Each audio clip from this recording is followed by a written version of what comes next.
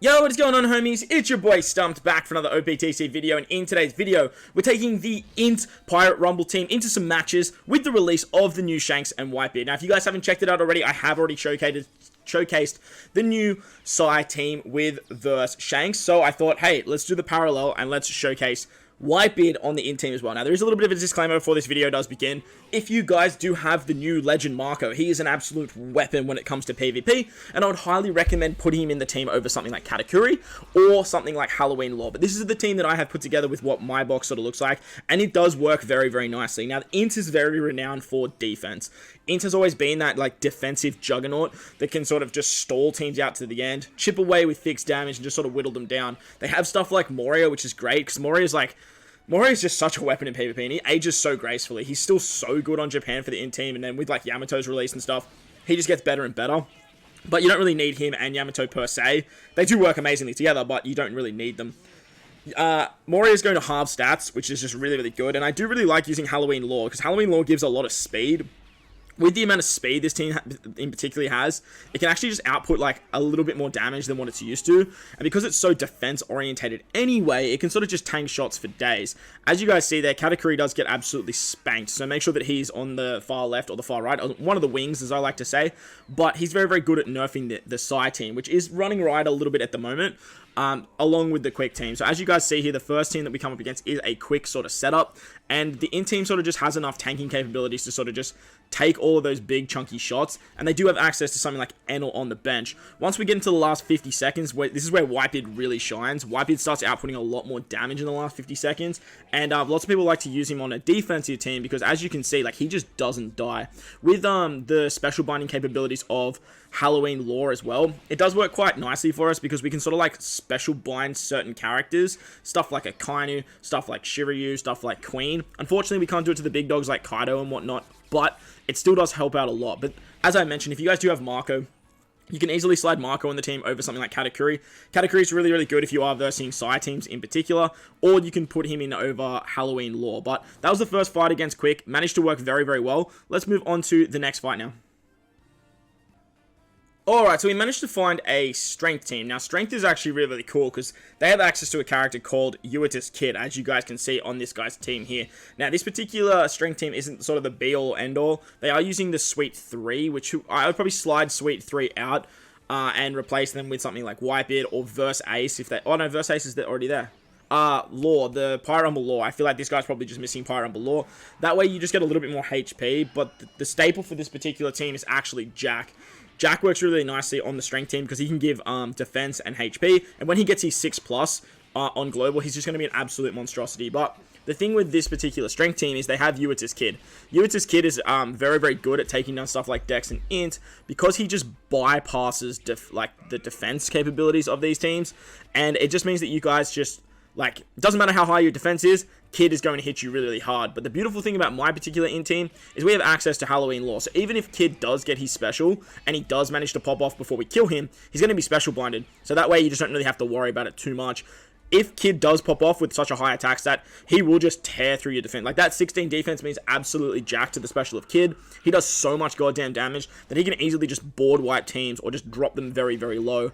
Ideally with Moria too, you want to sort of like halve the stats of Kid as well. And that way you are in good stead. But lucky for us, we actually managed to kill Kid because this guy didn't have that much HP. And it worked fairly nicely. Unfortunately, they do have Otama coming in off the bench. And Otama is one of those really annoying characters like Shirahoshi, V1 Shirahoshi Mantre. They can sort of just heal, or Corazon. They can just heal and just drag the match out. Because like this match is done. Like it's already done. But beautiful showing of WhiteBeard here, right on the 50-second mark, managed to get his special off. That way he gets his extra damage. We come in and we can just like wipe out a bunch more units. After that, it's basically GG from here. We're just going to like special bind these characters for days. Lore's going to do a butt ton of damage and we can just easily take out the rest of the team. So that was INT versus Strength. Works very, very nicely, but you do need to be mindful that Kid is a bit of a threat when you are using this team. Let's move on to the next fight now. Alright, so moving on to Slashers now. Now, as you guys know, I always like to include Slasher teams in these PvP videos, mainly because Slashers just ran riot for so damn long over here on the global side of the game, that I do like to use them as a bit of a staple to see where Pirate Rumble has come since that era. Obviously, once Enel released, like, Slashers kind of dropped off a lot, but now, like, Quick is so strong, INT is so strong, like, they can do very, very well against Slashers. Another reason I actually wanted to take on this particular team is because they have Wano Lore. Wano Lore, and I'm going to keep rambling on about this, Wano Law ages like fucking goddamn fine wine. Like, he, on Japan, is still so goddamn good that any driven powerhouse team that you like, and there's so many driven powerhouse characters. Our team, as you guys can see here, is built up of 4 of them, or 5 of them. Like, it's absolutely wild how many, like, driven powerhouse characters come out that are just so good in Rumble.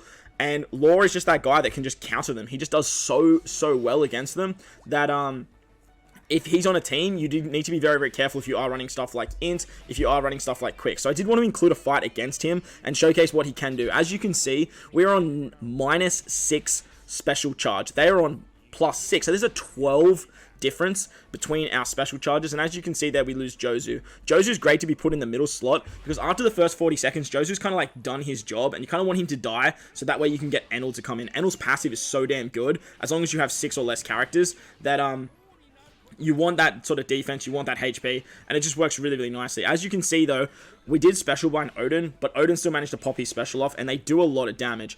Unfortunately for this guy though, we do have quite a strong bench with Enel, with Sober Mask, and they can just sort of come in at that point and just sort of blow away the competition. We have that strong core of Moria and WhiteBeard to sort of just hold their own, and just tank all of those big nasty shots, halve the stats, do some extra defense buff with WhiteBeard, as well as chip away 10% of their HP, as well as then pop off WhiteBeard if we need to get that extra damage. So that was against Slashers. Slashers can still do a lot, especially if they do have Wano Law if you're coming up against them, because we are so driven powerhouse centric.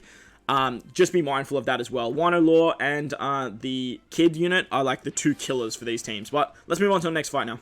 Alright, so moving on to the next fight now, we're coming up against the Psy team. Now, this particular fight was a little bit risky, but I did see the team, and I thought, you know what, let's put this team to the test. Let's see what the INT team can do, as this Psy team has a lot of nerfing capabilities for ours. They are using Wano Law, as I just mentioned. Wano Law is an absolute weapon at nerfing our team. They are using ErKa, who's great at nerfing stuff like Strength and INT, and they are also using Enel. Now, Enel is a great character, and Rebecca Toy Soldier. They're great at nerfing slashers. We only have 1 slasher on this particular team, but it is another nerf that we are going to have to come up against. Plus, the whole team's Psy, so most of them have, like, damage reduction towards INT characters, just like we have damage reduction to the Psy characters on most of ours. But this particular team was very, very stacked. It is quite scary, but we did manage to get the job done. So let's take a look at how this fight actually unfolded. In the early stages, we're not really doing too much damage to each other. We're sort of just waiting for our specials to be charged. And as you can see, we're on -8 special charge.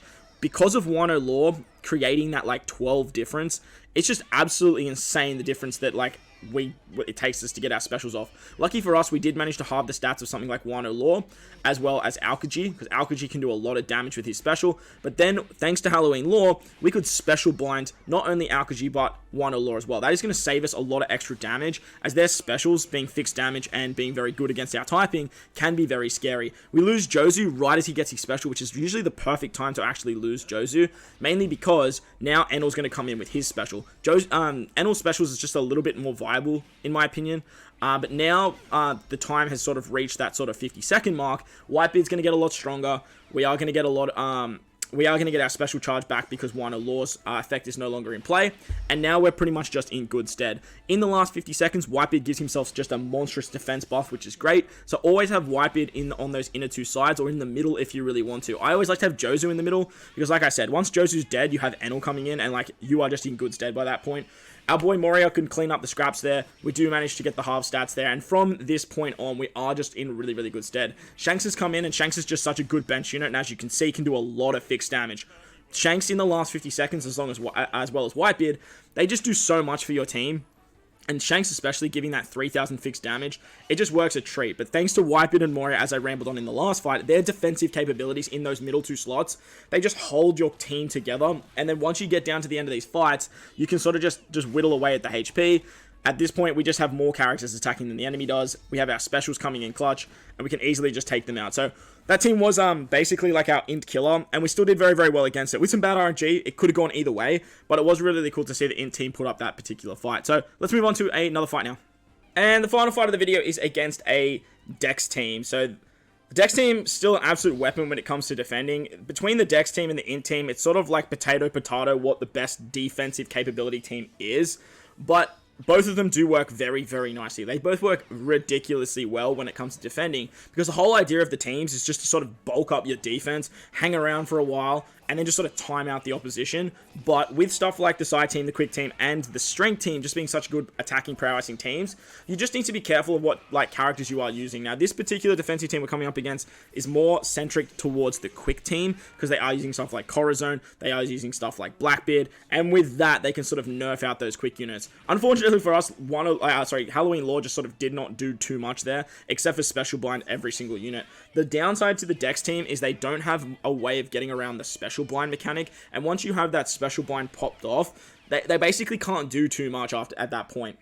Because we've special blind all of their characters that give them defense, we're just basically in a good position now to pop all of our specials off to just do as much damage as we possibly can. Obviously, that special blind doesn't last forever, and because of that, they are going to start popping their specials off to get that defensive capabilities up, but we've already done enough damage to start taking out some of their units. They do have Zoro coming in very, very early, and Zoro is a very scary unit when he does come in with his special, but lucky for us, I think he pops his special off like right now, which is about 2 seconds before the 50 mark, which means he's only going to get that one shot in. Now we're in the last 50 seconds, we have Super Type, I keep saying Super Type Law.